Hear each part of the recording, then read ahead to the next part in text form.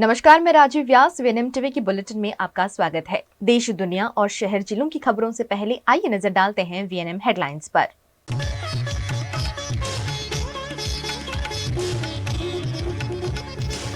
भाजपा पर electoral bond के नाम पर भ्रष्टाचार का आरोप, संजय सिंह के गंभीर आरोप।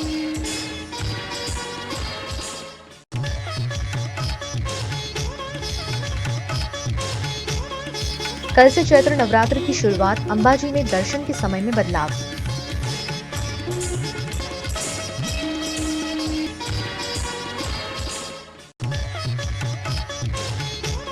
बड़ोदरा भाजपा के सीनियर नेताओं की लगातार अनदेखी, अब जीतू सुखड़िया ने जताई नाराजगी।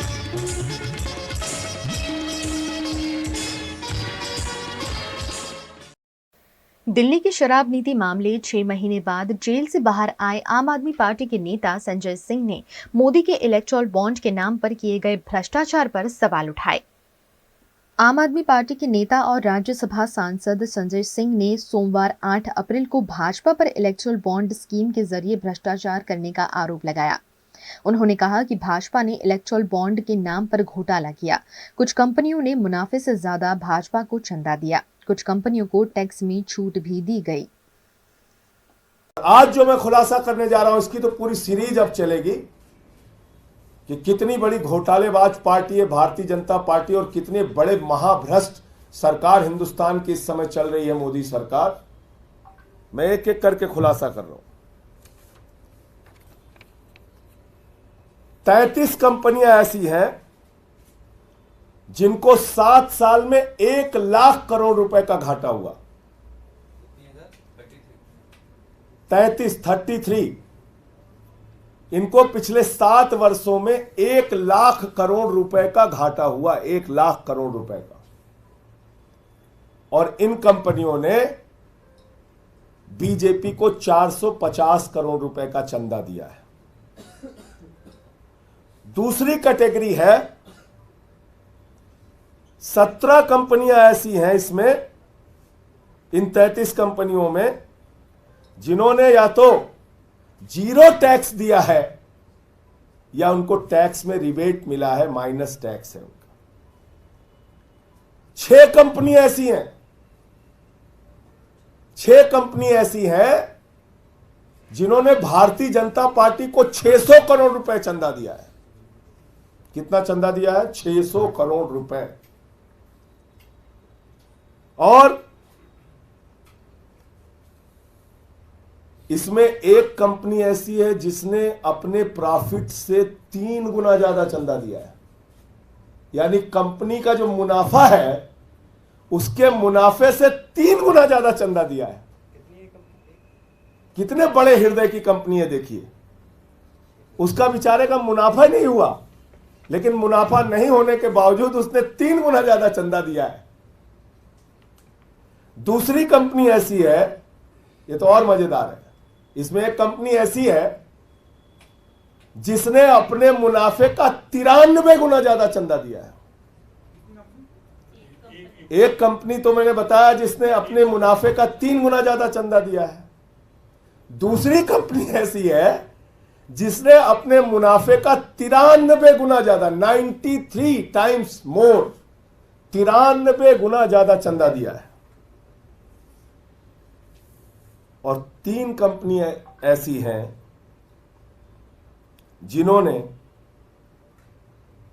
28 करोड़ रुपए का चंदा दिया है और जीरो टैक्स पे किया है, जीरो टैक्स। चैत्र नवरात्र का प्रारंभ होने जा रहा है, जिसके चलते गुजरात के अंबाजी मंदिर में दर्शन के समय में बदलाव किया गया है। कल से चैत्र नवरात्र शुरू हो रहे हैं। चैत्र नवरात्र के चलते अंबाजी मंदिर में हर वर्ष की परंपरा के तहत बदलाव किया गया है। चैत्र सुद पड़वा से लेकर अष्टमी तक दर्शन और आरती के समय में बदलाव किया गया है। घट स्थापना सुबह 9:15 पर मंगलवार 9 अप्रैल को की जाएगी। रोजाना सुबह 7 बजे आरती होगी और दर्शन 7:30 बजे से खुलेंगे, जो 11:30 बजे तक जारी रहेंगे। राजभोग दोपहर को 12 बजे लगाया जाएगा। दोपहर के दर्शन 12:30 से 4:30 तक किए जा सकेंगे। शाम की आरती शाम 7 बजे होगी और शाम 7:30 बजे से 9 तक मां अंबा के दर्शन किए जा सकेंगे। वहीं अष्टमी की आरती 16 अप्रैल सुबह 6 बजे की जाएगी। 23 अप्रैल को चैत्र सुद पूनम को आरती का समय सुबह 6 बजे का रहेगा। 17 अप्रैल से दर्शन और आरती का समय रूटीन के मुताबिक हो जाएगा। यात्रा धाम अंबाजी में अभी से ही माई भक्तों की भीड़ देखने मिल रही है। चैत्र नवरात्र के उपलक्ष्य में बड़ी संख्या में भक्तजन ढोल नगाड़ों के साथ मां अंबा के दरबार में पहुंच रहे हैं। गुजरात की शक्तिपीठ यात्रा धाम अंबाजी देश विदेश में प्रसिद्ध है। ऐसे में 9 अप्रैल से शुरू होने वाली चैत्र नवरात्रि के उपलक्ष्य में अभी से ही श्रद्धालु अंबाजी पहुंच रहे हैं। कुछ ऐसे ही श्रद्धालु चाचर चौक में गरबा खेलते हुए भी नजर आए। साथ ही यहां 56 भोग भी लगाया गया। भाविक भक्तों ने माताजी को नवरात्र में उनके घर आने का न्योता भी दिया। ऑल वुमन ग्रुप છે દસા સોરઠિયા વણિક અમે લોકો છીએ બધા બહેનો 44 બહેનો આવ્યા છીએ અમે 56 ભોગ લઈને આવ્યા છીએ આજે માતાજીનો અને આ ધજાજી પધરાવી રહ્યા છે અને બધી બહેનો મળીને અમે લોકો આજે માતાજીનો મનોરથ કર્યો છે। અમે બધા અમદાવાદથી ચૈત્ર મહિનો ચૈત્ર નવરાત્રિ સ્ટાર્ટ થઈ રહી છે તો એના પ્રસંગે અમે માતાજીની ધજા અર્પણ કરવા અહીંયા આવ્યા છે અને અમને અમારા ઘરે ઇન્વિટેશન અહીં આપવા આવ્યા છે। गुजरात के वडोदरा की भारतीय जनता पार्टी में सीनियर नेताओं की अनदेखी से सीनियर नेताओं में नाराजगी का माहौल देखा जा रहा है। वडोदरा भारतीय जनता पार्टी के नेता एक के बाद एक अपनी नाराजगी खुलकर जाहिर कर रहे हैं। वडोदरा के पूर्व विधायक जीतू सुखड़िया ने शहर भाजपा संगठन से नाराजगी जताई है। उनका कहना है कि सीनियर नेताओं की लगातार अनदेखी की जा रही है, जो भारतीय जनता पार्टी के लिए नुकसानदायक है। जीतू सुखड़िया ने साफ साफ कह दिया कि फिलहाल लोग सिर्फ मोदी को देखकर वोट कर रहे हैं, ये बात भूलनी नहीं चाहिए। उन्होंने कहा कि वडोदरा लोकसभा के उम्मीदवार डॉक्टर हेमांग जोशी से कोई नाराजगी नहीं है। पक्ष द्वारा योग्य उम्मीदवार घोषित किया गया है, लेकिन शहर संगठन की कार्यप्रणाली बदल गई होने की वजह से कोई सीनियर नेता पार्टी के कार्यक्रम में देखने नहीं मिलते हैं। सीनियर नेताओं को कार्यक्रमों की जानकारी ही नहीं होती है। ऐसे में शहर भाजपा संगठन में काम करने वाले लोगों को अपनी कार्यप्रणाली में सुधार करने की जरूरत जीतू सुखड़िया ने दर्शाई है। उनका कहना है कि सिर्फ बैनर लगाने वाले ही पार्टी का संचालन कर रहे हैं, उन्हें पूछने वाला कोई नहीं है। जीतू सुखड़िया ने साफ साफ कहा कि भाजपा के कई कार्यकर्ता नाराज हैं, लेकिन बोल नहीं पा रहे हैं। संगठन में अगाउनी जेम एक वाक्यता नहीं ने सारी रीते चालતું નથી બસ આમાં બધું આવી છે। હવે સાહેબ ભાજપની સિચ્યુએશન બદલાઈ જશે નહીં। જે રીતનો અનુભવ કાર્યકર્તાને થઈ રહ્યો છે અને સમાજમાં જે રીતે તમારા માધ્યમથી જ મીડિયાના માધ્યમથી જ જે સમાચાર આવે છે એમાંથી અમે બહાર નીકળી શકીશું એવી અમને શ્રદ્ધા છે। મેં કોઈ બળાપો ઠાલવ્યો નથી, મને સ્થાપના દિવસે મારો જે ઇન્ટરવ્યૂ હતો એમાં મેં કહ્યું હતું, એમાં જે પ્રશ્નો આવ્યા એના તે સમયે મેં જવાબ આપેલા। બેનર્સ દ્વારા પ્રોપેગેન્ડા કરનારા પાર્ટીના હામને નુકસાન પહોંચાડ્યું, આ પ્રવૃત્તિ બંધ થવી જોઈએ। કમ્યુનિકેશનની ગેપ છે। મેં અમારા મોવડીઓ અને અમારા પ્રભારીને પણ આ માટે વિનંતી કરી છે કે તમે આમાં ખાસ રસ લો અને બધા કાર્યકર્તાઓનું માન સચવાય, બધા સિનિયરોનું માન સચવાય તે રીતે વ્યવસ્થા તંત્ર ગોઠવી આપે। ભાજપમાં જૂથવાદ છે વડોદરામાં? ભાજપનું કંઈ જૂથ જેવું હું નથી માનતો। હું તો એકદમ અંદર ખોઈ ગયેલો માણસ છું, આખે ઓતપ્રોત થયેલો માણસ છું। દરેક ઇન્ડિવિજ્યુઅલને પોતાની રીતની સ્ટાઇલથી પોતાના ઇન્ટરેસ્ટથી કામ કરવાની ટેવ પડી છે, જે કેટલાક છે એમને, અને એને કારણે તમે એને જૂથવાદનું નામ આપો પણ જૂથ નથી। કોઈ સામૂહિક જૂથ બનીને એક સામે ટકરાતા હોય એવું કશું આ તે સદનસીબ છે વડોદરાનો કે એવા જૂથ નથી। ગઈકાલે રેલી થઈ, મને કોઈ ખુદને ખબર નથી, એટલે કમ્યુનિકેશન ગેપ છે। જે રીતનું સંચાલન થવું જોઈએ તે રીતનું થતું નથી। નો ડાઉટ લોકો ભાજપને માને છે, લોકો નરેન્દ્ર મોદીમાં વિશ્વાસ ધરાવે છે, એટલે મત આપવાના છે। પણ અમારી પ્રકૃતિ એવી છે કે ટેકન પર ગ્રાન્ટેડ લઈ શકાય નહીં। મતદાતાઓને પણ વિશ્વાસમાં લઈને સાથે ચાલવું જોઈએ। અને આ અંગેના જે કંઈ કાર્યક્રમો છે તેમાં એની હાઉ તંત્ર દ્વારા યોગ્ય સમયે યથાર્થ સ્વરૂપમાં માહિતી પહોંચતી નથી। એ અમારો ડેફિનેટ છે. આમાં નુકસાન બીજી રીતનું ફિઝિકલ જોતો નથી, પણ કાર્યકર્તાઓના દિલ જે તૂટે છે એમાં જે નિરાશા વ્યાપે છે એ લાંબે ગાળે અમને નુકસાન કરતા નથી. गुजरात के भरूच में पूर्व विधायक छोटू वसावा द्वारा आदिवासी संविधान सेना के पदाधिकारियों का ऐलान किया गया. गुजरात के भरूच जिला के झगड़िया तालुका के वासना गांव में पूर्व विधायक छोटू वसावा के निवास स्थान पर एक कार्यक्रम का आयोजन किया गया, जिसमें भारतीय आदिवासी संविधान सेना के पदाधिकारियों के नाम का ऐलान किया गया. लोकसभा चुनाव के माहौल के बीच छोटू वसावा द्वारा भारत आदिवासी संविधान सेना का गठन और पदाधिकारियों का ऐलान कर दिया गया है, जिससे भरूच लोकसभा में राजनीतिक माहौल गर्मा गया है. संगठन के राष्ट्रीय अध्यक्ष के रूप में छोटू वसावा, उपाध्यक्ष के रूप में उनके बेटे दिलीप वसावा, राष्ट्रीय महामंत्री के रूप में अंबालाल जाधव, मंत्री के रूप में राजू वसावा और गुजरात प्रदेश अध्यक्ष के रूप में राकेश चौधरी के नाम का ऐलान किया गया है. छोटू वसावा के बेटे महेश वसावा के भारतीय जनता पार्टी में जुड़ जाने से छोटू वसावा ने नया संगठन बनाया है.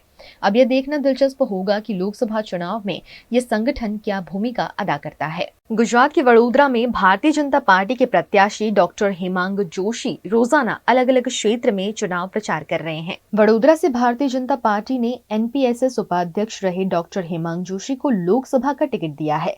डॉक्टर हेमांग जोशी पिछले कई दिनों से लगातार चुनाव प्रचार में जुटे हुए हैं. इसी के तहत आज वार्ड नंबर 10 में गोत्री गार्डन निकट से उनके चुनाव प्रचार की शुरुआत हुई, जिसमें डिप्टी मेयर चिराग बारोट, वार्ड अध्यक्ष, पूर्व काउंसलर वसंत पटेल समेत के कई नेताओं और कार्यकर्ताओं ने उपस्थित रहकर डॉक्टर जोशी को शुभकामनाएं दी. स्थानीय लोगों ने भी डॉक्टर हेमांग जोशी को तिलक कर फूल मालाएं पहनाते हुए उनका अभिवादन किया. डॉक्टर हेमांग जोशी ने हाथ जोड़कर मतदाताओं से उन्हें समर्थन देने की अपील भी की. આજે અકોટા વિધાનસભા ખાતે વોર્ડ નંબર 10 ની અંદર લોક સંપર્ક શ્રેણીનું આયોજન કરવામાં આવ્યું છે. ખૂબ મોટી સંખ્યામાં કાર્યકર્તાઓ બાઇક સાથે લોક સંપર્ક સાધવાના છે અને લોકોનો જે પ્રકારે આશીર્વાદ મળી રહ્યો છે, સત્કાર મળી રહ્યો છે, સાથે સાથે આપણા વોર્ડ નંબર 10 ના કાઉન્સિલરશ્રીઓ, વોર્ડ નંબર 10 ના પ્રમુખ, મહામંત્રીશ્રી, તમામ કાર્યકર્તાશ્રીઓ સાથે મળી અને જંગી માત્રામાં ઘરે ઘરે જઈ અને લોક સંપર્ક કરવાના છે. VNM टीवी पर वक्त है एक छोटे से ब्रेक का. ब्रेक के बाद जल्द हाजिर होंगे कुछ और खबरों के साथ. बने रहिए हमारे साथ. Part of the RR Global Conglomerate with a presence in over 50 countries. RR Kabel is a leading Indian wires and cables brand, a wide range offering excellent quality and trustworthiness. RR also has a wide range of lighting solutions. Choose from several options that can light up your home or office. Presenting appliances from RR, increasing the style quotient of your home. Delivering convenience every day. RR fans, lighting solutions, air coolers, water heaters, irons and more. When it comes to trust, quality and convenience, ask for home appliances from RR Kabel, your one-stop electric goods solutions provider. Bharat ले रहा है electric अंगड़ाई. क्यों ना हम साथ चले, साथ चले, साथ बढ़े, साथ बढ़े. देश मेरे, देश मेरे. देश को ले जाए नई दिशा की ओर. आपका जॉय, भारत का Joy.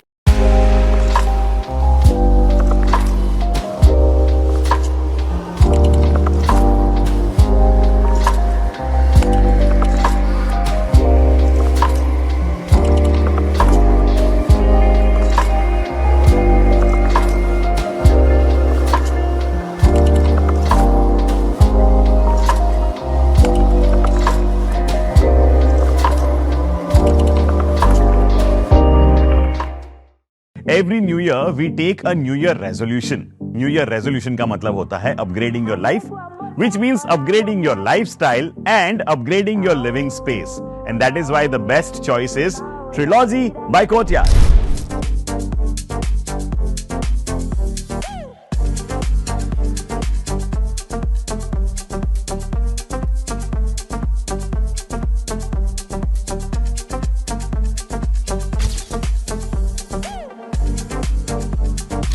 Trilogy by Courtyard. Finest architecture, world-class amenities and a great space to live. Come check it out. Uttarakhand के हरिद्वार में इंडिया अलायंस के नेताओं ने प्रेस क्लब में प्रेस वार्ता का आयोजन कर हरिद्वार सीट से कांग्रेस प्रत्याशी वीरेंद्र रावत के पक्ष में अभियान चलाने का ऐलान किया। लोकसभा चुनाव 2024 के चलते विपक्षी दलों ने मोदी सरकार के खिलाफ मोर्चा खोल रखा है। इसी के तहत इंडिया अलायंस द्वारा लगातार चुनाव प्रचार भी किया जा रहा है। उत्तराखंड के हरिद्वार में इंडिया अलायंस में शामिल कांग्रेस, आम आदमी पार्टी और सपा के प्रतिनिधियों ने एकत्रित होकर केंद्र सरकार और भाजपा पर लोकतंत्र और संविधान पर आघात करने का आरोप लगाया। ईडी, सीबीआई, इनकम टैक्स आदि एजेंसियों का दुरुपयोग कर विपक्ष को दबाने के आरोप भी इस मौके पर लगाए गए। वहीं इस समय को तानाशाही का दौर करार देते हुए विपक्ष के नेताओं ने सरकार की नीतियों पर सवाल उठाए। इस प्रेस वार्ता में सपा नेता चंद्रशेखर यादव, कांग्रेस नेता अशोक शर्मा और आम आदमी पार्टी के नेता संजय सैनी उपस्थित रहे। हम सब दल मिलकर निश्चित यहाँ भाजपा को फाड़ फेंकने में कामयाब होंगे। जनता बहुत परेशान है। जनता गठबंधन की तरफ निगाहों से देख रही है। आज इस प्रदेश के अंदर महिला परेशान है। अंकिता भंडारी कांड हुआ और आज तक भाजपा उस पर अंकिता के परिवार को न्याय नहीं दे पाई। महिलाएं अपने आप को इस प्रदेश की ठगी महसूस कर रही हैं। कांग्रेस और ये इंडिया गठबंधन अगर हम सत्ता में आए तो सबसे पहले अंकिता भंडारी के केस को उठाएंगे और अंकिता भंडारी को न्याय देने का काम करेंगे। इससे महिलाओं को सम्मान प्राप्त हो, महिलाओं का जो सम्मान है बरकरार रहे। और महंगाई आज इतनी है, महिलाएं अपना किचन चलाना भारी हो रहा है, रोजगार मिल नहीं रहा, नौजवान रोजगार के लिए परेशान है। इस सरकार ने वायदा किया था 2014 में कि हम 2 करोड़ नौजवानों को हर साल रोजगार देंगे। आज आपने देखा होगा कि आज जो इंडिया गठबंधन की संयुक्त प्रेस वार्ता हुई है, उसी को लेकर हुई है। अब हमारी आज के बाद कल से जो हमारी रणनीति है उसका काम करेंगे, क्योंकि यहाँ इस लोकसभा में 14 विधानसभाएं आती हैं। 14 विधानसभाओं में हमारे प्रत्याशी लड़े हैं आम आदमी पार्टी के, और लगभग जो उनका एवरेज रहा कई 6,000 कई 7,000 लगभग 1 लाख वोट पे बैठती है। तो ये कहीं ना कहीं इसका लाभ इंडिया गठबंधन को के प्रत्याशी को मिलने वाला है। तो आज हम बैठ के इसके बाद हमारी जो आम आदमी पार्टी की एक बड़ी बैठक भी है और उसके बाद हम बैठकर इस तरीके से हमें गठबंधन के प्रत्याशी को जिताना है, उसको हम करें। वडोदरा की एमएस यूनिवर्सिटी में डीएन ग्राउंड के सामने भीषण आग लगने से अफरा तफरी का माहौल देखा गया। गुजरात के वडोदरा में विश्व प्रसिद्ध एमएस यूनिवर्सिटी है, जहां डीएन ग्राउंड के सामने कचरे के ढेर में आग लग जाने से हड़कंप मच गया। घटना की जानकारी पाकर मौके पर छात्र और शिक्षक एकत्रित हो गए। कचरे में लगी आग ने देखते ही देखते बड़ा स्वरूप धारण कर लिया। आग के बढ़ते प्रकोप के चलते दमकल विभाग को मामले की जानकारी दी गई। दमकल विभाग ने मौके पर पहुंचकर आग पर काबू पाया।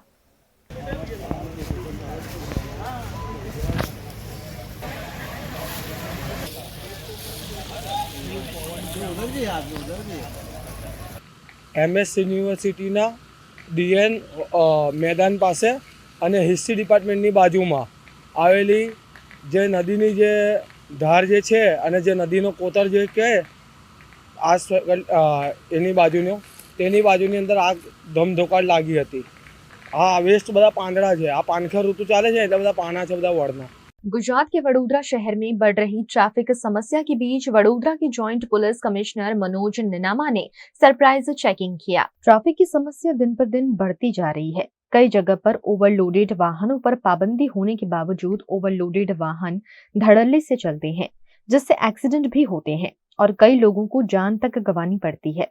समस्या के निवारण के लिए वडोदरा के joint police commissioner Manoj Ninama ने खुद सड़कों पर उतरकर सरप्राइज चेकिंग किया। मनोज निनामा ने वडोदरा की सभी ट्रैफिक सिग्नल पर चेकिंग करते हुए ट्रैफिक सुचारू करने में बरती जा रही लापरवाही पर कर्मचारियों का ध्यान आकर्षण कराया।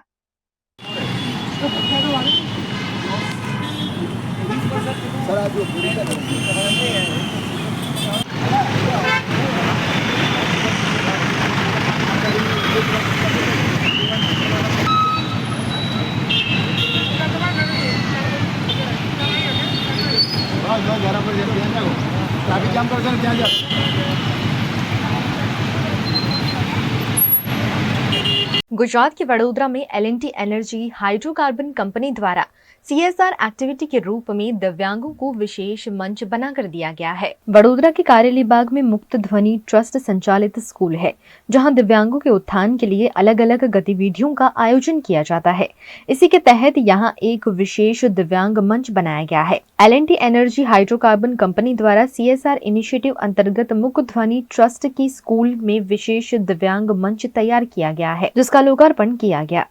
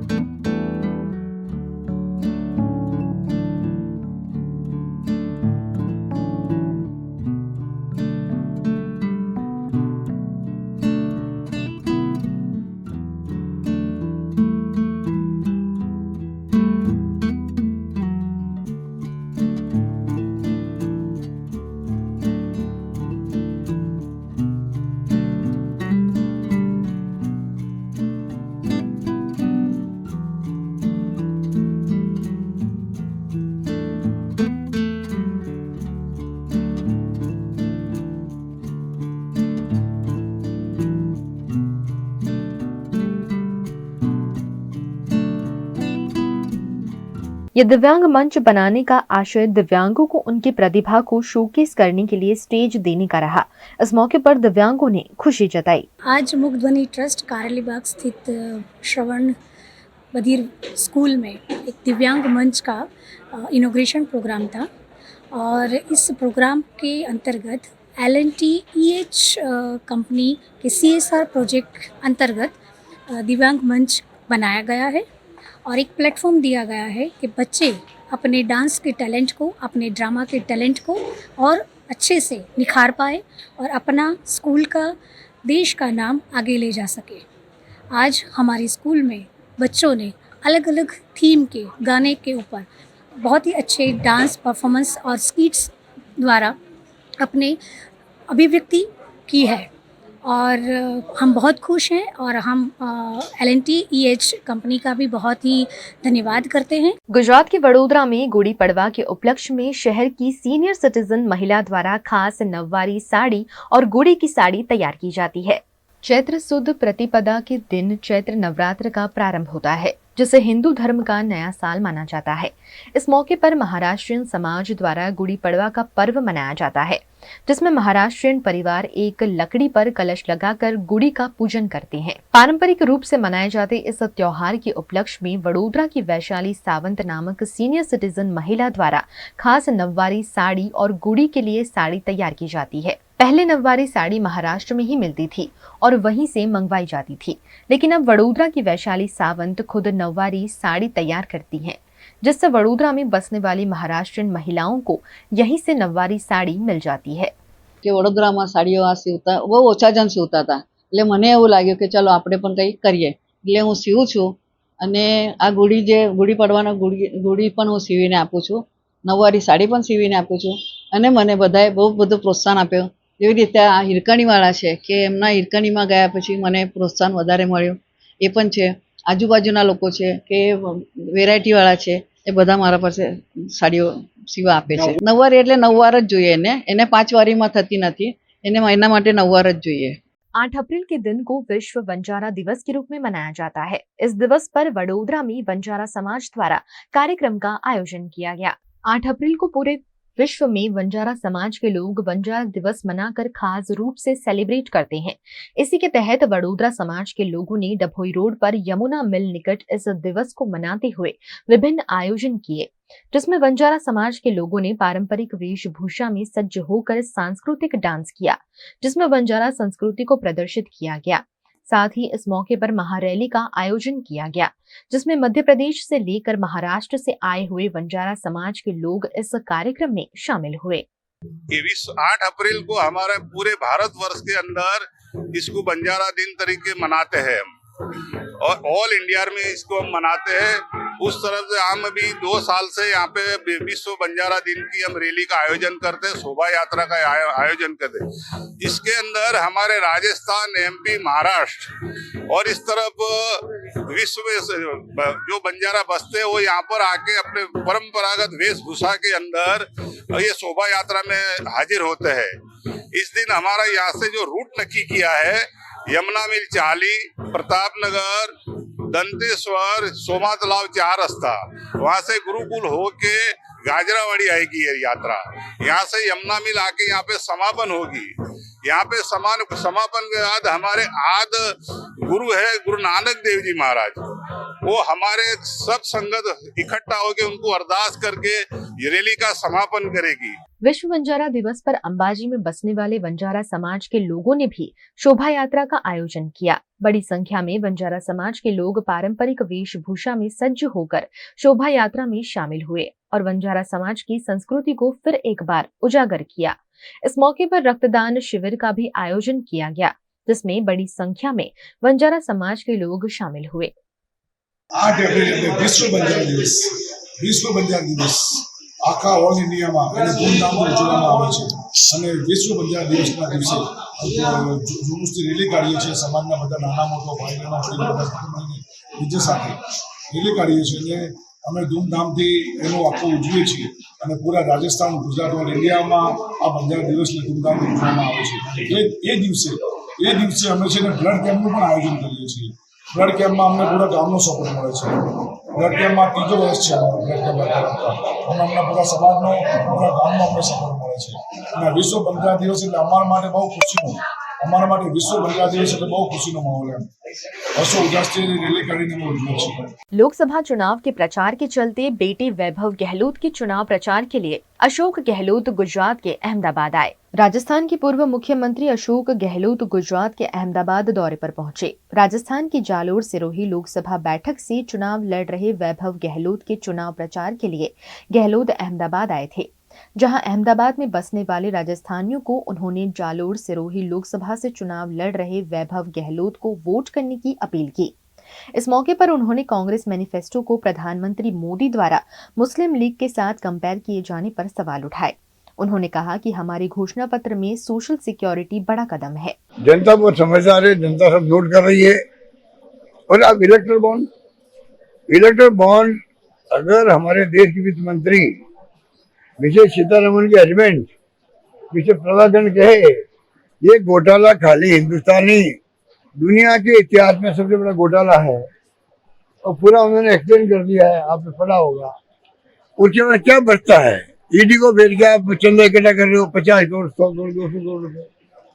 ईडी CBI को भेज करके आप अगर आप बॉन्ड ले रहे हो इसको क्या कहेंगे? एक मुख्यमंत्री पुलिस को भेज दे या ACP को भेज दे और चंदा मंगा लेता है, ACP केस बंद हो गया। चंदा दिया, बॉन्ड दिया तो ईडी जाना बंद हो गई, इसको क्या कहेंगे? इतना बड़ा घोटाला है। अगर दूसरा अमेरिका होता तो राष्ट्रपति का इस्तीफा हो जाता। यहाँ तो मोदी जी उसको मंजूरी नहीं कर रहे हैं, उसको उसी में और उनको ट्रांसपेरेंसी दिख रही है। इसके अंदर भी मोदी जी को इलेक्ट्रल बॉन्ड के घोटाले में जिसमें भयंकर करप्शन का मामला सामने आ गया, सबके सामने आ गया, सुप्रीम कोर्ट बोल गया है, उसको ही मोदी जी ने तोड़ मरोड़ करके एक्सप्लेन करने लगे। उसको भी वो ये कैसी ट्रांसपेरेंसी है, ये ट्रांसपेरेंट किया कि ईडी को भेजो, CBI को भेजो और 100 करोड़ का बॉन्ड ले लो उनसे, 200 करोड़ का बॉन्ड ले लो, ये ट्रांसपेरेंसी है क्या? उसको एक्सप्लेन करें प्रधानमंत्री जी तो क्या कर सकते हैं उनके। प्रधानमंत्री की अप्रोच तो आप देखते हैं, इंडिया गवर्नमेंट अप्रोच सरकार गिराने की, मध्य प्रदेश, कर्नाटक, महाराष्ट्र के अंदर इस पर क्या सरकार गिराई गई हॉर्स ट्रेडिंग से। देश की दिशा में जा रहा है, ये पूरे देशवासियों को, खाली पॉलिटिशियन को नहीं, उनकी चिंता होनी चाहिए। मीडिया की भूमिका इतनी इम्पोर्टेंट है, बिना मीडिया के, मीडिया में तो हम सब समझते हैं, बिना मीडिया के, बिना प्रिंट मीडिया के सहयोग के कोई मैसेज, कोई इश्यू बनता है गांव तक पहुंचता ही नहीं है। और मीडिया खुद दबाव के अंदर है, ईडी, इनकम टैक्स, CBI के, इसलिए वो खुद ही गोदी मीडिया गलाने लग गया। गोदी मीडिया करना कोई अच्छी बात थोड़ी है। पर चलाने क्यों लगा है? क्योंकि दबाव के अंदर वो है। हम जानते हैं इसका महत्व है।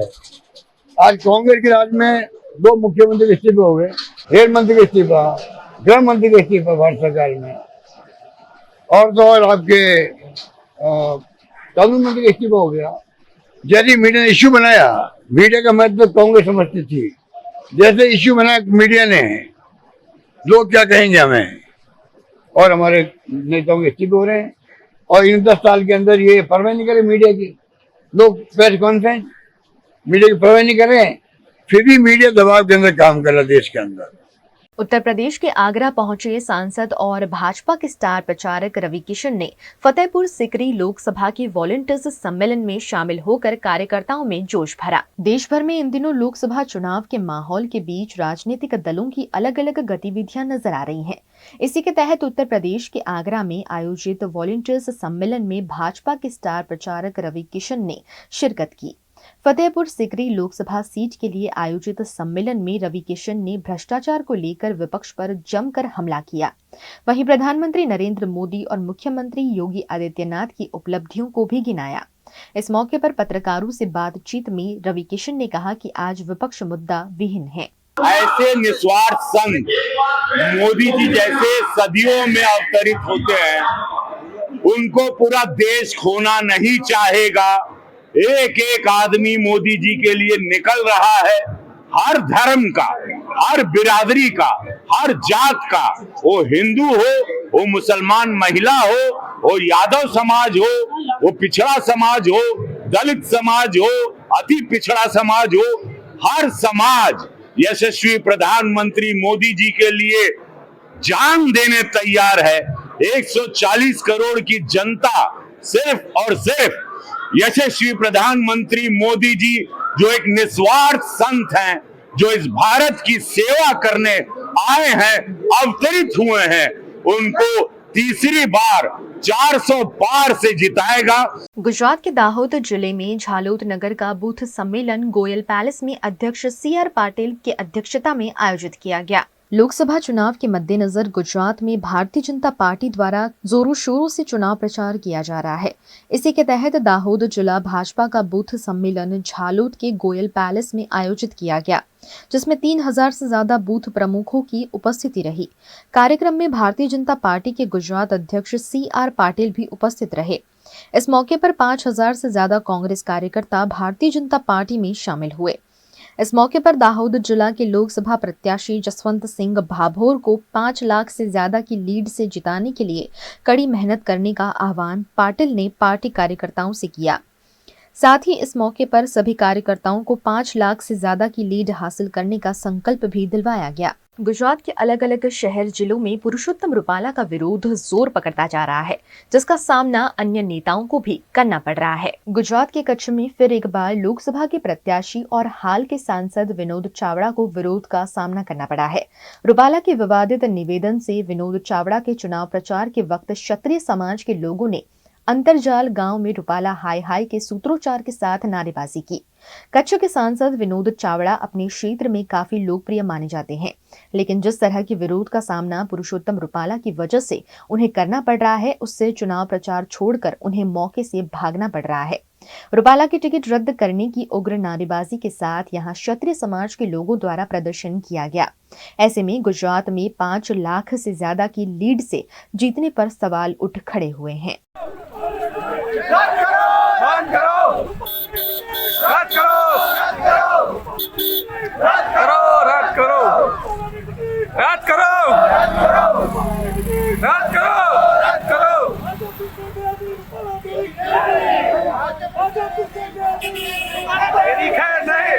गुजरात के अरवली जिले के मोडासा में भी फिर एक बार पुरुषोत्तम रूपाला का विरोध किया गया। मोडासा के सरडोई गांव में पुरुषोत्तम रूपाला के खिलाफ रैली का आयोजन किया गया।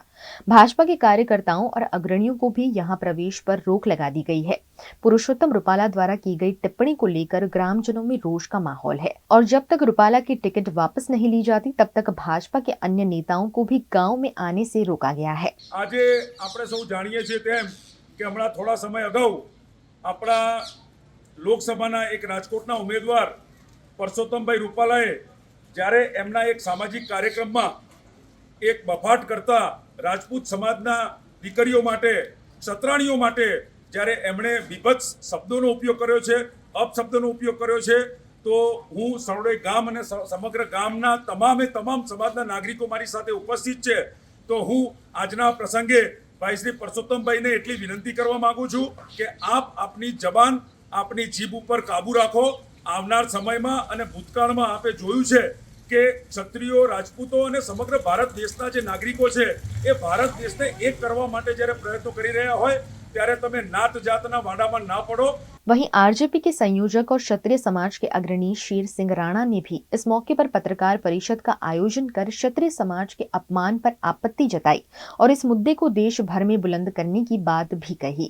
हम देख रहे हैं कि जो एक केंद्रीय मंत्री हैं श्री पुरुषोत्तम रूपाला जी, उन्होंने जो क्षत्रिय समाज है उनके लिए एक अपशब्द बोला और जो हमारी जो माताएं बहनें हैं उनको लेकर जो उनके विचार, जो मन के विचार थे जो कि बहुत ही अपवित्र थे, तो उन्होंने जो बात बोली उससे समाज को बहुत ठेस पहुंची और आज ये इस तरीके से रूप ले लिया है, समाज ने एक आंदोलन का रूप ले लिया है और हमारी माताएं बहनों को ये कहने के लिए विवश होना पड़ा कि वो जो है जोहर तक कर लेंगे। तो ये जो मुद्दा है, मैं आने का मेरा ये कारण है कि इस मुद्दे को हम सिर्फ गुजरात तक सीमित ना रखें, क्योंकि मेरा ये फर्ज है कि मैं इसको पूरे देश में लेकर जाऊं, क्योंकि हमारे जो समाज का अपमान है हम सब चीज सह सकते हैं, लेकिन अपने जो हमारे महान पूर्वजों ने इस देश के लिए जो त्याग किया है, समर्पण किया है, उसके ऊपर कोई उंगली उठाए और हमारे पूर्वजों को बदनाम करने की कोशिश करे तो ये चीज हम लोग सहन नहीं करेंगे। और हम गुजरात के अपने क्षत्रिय भाइयों के हमेशा साथ रहे हैं, आगे भी साथ रहेंगे और जो हमारे क्षत्रिय समाज के भाइयों की, बहनों की जो डिमांड है कि पुरुषोत्तम रूपाला जी को हटाकर राजकोट लोकसभा से किसी और को बीजेपी लड़ाए वहां पे, तो मुझे लगता है कि बीजेपी को ये मांग तुरंत स्वीकार करनी चाहिए। गुजरात के वडोदरा में बसने वाले राजस्थान रावत राजपूत समाज की महासभा का आयोजन किया गया। गुजरात के वडोदरा में राजस्थान रावत राजपूत समाज के लोग बड़ी संख्या में निवास करते हैं, जो देश से दूर बसकर भी अपनी संस्कृति को कायम रखे हुए हैं। होली के बाद इस समाज द्वारा घेर महोत्सव मनाया जाता है। इस उपलक्ष्य में आयोजित समारोह में बड़ी संख्या में राजस्थान रावत राजपूत समाज के लोग उपस्थित रहे। इस मौके पर तलवार चलाने से लेकर अन्य गतिविधियों के जरिए समाज की संस्कृति को फिर एक बार उजागर किया गया। राजस्थानी संस्कृति से सराबोर यह होली स्नेह मिलन समारोह हर वर्ष की भांति इस वर्ष भी शाखा सभा वडोदरा द्वारा भव्य और दिव्य स्थिति में है, जो आपके समक्ष है, जो ये प्रस्तुत किया जा रहा है, जिसमें लगभग 2500 से 3000 के बीच हमारे रावत राजपूत समाज के लोग हैं जो यहाँ एकत्र हैं और गैर नृत्य जो हमारा पारंपरिक लोक नृत्य है उसका एक आने वाली पीढ़ी को जो संदेश देते हैं। मैं इस मौके पर जो बड़ौदा शाखा सभा के जो अध्यक्ष और सारी कार्यकारिणी हैं उनको महासभा की ओर से बहुत बहुत धन्यवाद ज्ञापित करता हूँ। ये हमारा घेर का प्रोग्राम है, होली स्नेह मिलन समारोह वर्षों से हम करते आए हैं और इससे हमारे सारे परिवार जो हैं गुजरात बड़ौदा में जो रहने वाले हैं वो सारे परिवार हमारे फैमिली हैं जो है यहाँ आकर मज़े लेते हैं, इसका सारा मतलब जो है आनंद लेते हैं हम। और मिलन समारोह मतलब हर व्यक्ति एक दूसरे से मिलते हैं और कहीं भी किसी भी तरह की दरार होती है उसको भी समाप्त किया जाता है इस गैर महोत्सव में। और पूरे गुजरात से हमारी जितनी भी शाखा सभाएँ हैं पूरे गुजरात से सारे लोग यहाँ पहुँचे हैं। आम आदमी पार्टी के अल्पसंख्यक अध्यक्ष मौलाना शौकत अली काशमी को गिरफ्तार किए जाने पर बोटाद में आम आदमी पार्टी ने आपत्ति जताई। गुजरात के बोटाद जिला के आम आदमी पार्टी के अल्पसंख्यक जिला अध्यक्ष मौलाना शौकत अली कासमी पर पासा का मामला दर्ज किया गया है और उन्हें भुज जेल भेज दिया गया है, जिस पर इंडिया गठबंधन के भावनगर के प्रत्याशी उमेश मकवाना ने इंडिया गठबंधन के कार्यकर्ताओं के साथ आवेदन देकर मामले पर आपत्ति जताई है। उनका कहना है कि राजनीतिक दलों के प्रेशर से इस तरह की राजनीतिक साजिशें रची जा रही हैं। बोटाद शहर खाते कलेक्टर ऑफिस द्वारा આમ આદમી પાર્ટી, કોંગ્રેસ, ઇન્ડિયા એલાયન્સ દ્વારા અને બોટાદની જનતા દ્વારા અને સાધુ સંતો દ્વારા માનનીય કલેક્ટરશ્રીને અમે આવેદન લેખિત આપવામાં આવ્યું છે કે જેમાં ગત રાત્રે એક સૂફી સંત મૌલાના શૌકત અલી સાહેબ કે જેઓ હિન્દુ મુસ્લિમ સમાજમાં એકતા માટે ખૂબ સારું કામ કરી રહ્યા હતા, એની ઉપર તંત્ર દ્વારા ખોટા પાસાનો હુકમ કરવામાં આવ્યો છે। ત્યારે બોટાદની જનતાની લાગણીને ધ્યાનમાં રાખી ઇન્ડિયા એલાયન્સ, અમે કોંગ્રેસના અધ્યક્ષ ઇટાલિયા સાહેબ, અમારે પરસોત્તમભાઈ અને સાધુ સંતો દ્વારા બોટાદની જનતા દ્વારા એક માગણી હતી કે આજે અમે કલેક્ટરશ્રીને આ પાસા રદ કરવા માટેનું એક આવેદનપત્ર આપવા આવી રહ્યા છે। જે રીતના તમે જોયું છે કે આ સૂફી સંત તરીકે કામ કરતા હતા શૌકત અલી મૌલાના સાહેબ, દરેક હિન્દુના તહેવારોમાં સાધુ સંતો સાથે યજ્ઞમાં જોડાતા હતા, હિન્દુ મુસ્લિમની એકતા કેમ વધે, રાષ્ટ્રીય પર્વની પણ ઉજવણી કરતા હતા, એવોર્ડ પણ અનેક આપવામાં આવ્યા છે। એવા સંતને ખોટી રીતના તંત્ર દ્વારા પાસા કરવામાં આવ્યા છે। તમે જોયું છે કે ભાઈ કલેક્ટર કચેરી ખાતે એમનો હુકમ થયો તો કાલે મેં જોયું એ પાસાનો હુકમ પણ વાંચ્યો છે। એમની જે જ્ઞાતિ લખવામાં આવી છે એમાં પણ ભૂલચૂક કરી છે કે ભાઈ એની જ્ઞાતિ શૌકત અલી સાહેબની જે જ્ઞાતિ દર્શાવવામાં આવી છે પાસાના હુકમમાં એક કોરી જ્ઞાતિ દર્શાવવામાં આવી છે એમાં પણ ભૂલ છે। એટલે કે તંત્ર દ્વારા કોઈના કોઈ દબાણ હેઠળ આ ખોટી રીતના એમને પાસા કરવામાં આવ્યો છે। બાકી એમની ઉપર આજીવનમાં એક પણ કોઈ કેસ થયેલો નથી, પણ તમે જોયું છે કે એક મહિનાની અંદર તંત્ર દ્વારા એટલે કે ખુદ સરકારી કર્મચારી દ્વારા કેસ ખોટા ઊભા કરવામાં આવ્યા છે। ચીફ ઓફિસરે ખોટો કેસ ઊભો કરવામાં આવ્યો છે કે એમને ચીફ ઓફિસરને બોટાદ ચીફ ઓફિસરે એમને 323 દાખલ કરવામાં આવી છે અને સોનાવાલાના કોઈ કર્મચારીએ એટ્રોસિટી ખોટી દાખલ કરવામાં આવી છે। એટલે કે આ કોઈ ઉચ્ચ નેતાઓના કારણે આ તંત્રને સાથે રાખી અને આવા સૂફી સંતો ઉપર ખોટા કેસ કરીને પાસા દાખલ કરવામાં આવ્યો છે। એમાં બોટાદની જનતા, હિન્દુ સભા, સાધુ સંત, બોટાદના ધારાસભ્ય તરીકે હું આવી घटनाને વખોડી રહ્યો છું। छत्तीसगढ़ के गोरेला पेंड्रा मरवाही में बिलासपुर के कांग्रेस प्रत्याशी देवेंद्र यादव ने भाजपा से निर्वाचित सांसदों को खुली चुनौती दी। छत्तीसगढ़ की बिलासपुर लोकसभा से कांग्रेस प्रत्याशी देवेंद्र यादव ने 3 दशकों से बिलासपुर लोकसभा से भाजपा से निर्वाचित सभी सांसदों को अपनी उपलब्धियां गिनाई और ओपन डिबेट की चुनौती भी दे डाली। यहाँ के सांसद सिर्फ थाली और ताली बजाने के लिए ही काम आए हैं, ये कहते हुए उन्होंने कहा कि भिलाई से बिलासपुर जाकर चुनाव लड़ना मेरे लिए गौरव की बात है। देवेंद्र यादव ने कहा कि मोदी की गारंटी का कोई असर देखने नहीं मिल रहा है। देवेंद्र यादव पर महादेव ऐप से लेकर कोयला घोटाले के मामले में लगे आरोपों पर उन्होंने कहा कि आरोप सिर्फ कागजी हैं, क्योंकि भारतीय जनता पार्टी नैरेटिव बनाने की कोशिश करती है, उसके आधार पर कोई भी झूठा बयान दे देती है।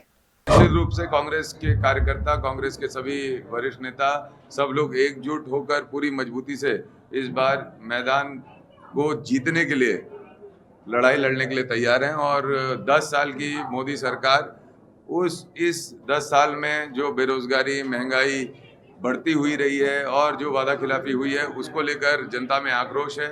संविधान बदलने की बात जो लगातार भारतीय जनता पार्टी के नेता कहते हैं, इससे जनमानस में बहुत ही आक्रोश है और हम सब एकजुट होकर लड़ेंगे और जीतेंगे। 3 दशक हो गए भारतीय जनता पार्टी के सांसद को बनते हुए। अगर मैं आपके माध्यम से 5 उपलब्धि, मैं सवाल करता हूं आपसे, भाजपा के नेता, भाजपा के सांसद, भाजपा के प्रत्याशी 5 उपलब्धि बता दें टोकन साहू जी पिछले 3 दशकों की भाजपा के सांसदों की, तो मैं बात करने के लिए तैयार हूं ओपन फोरम में उनसे। 5 उपलब्धि केवल गिना दें।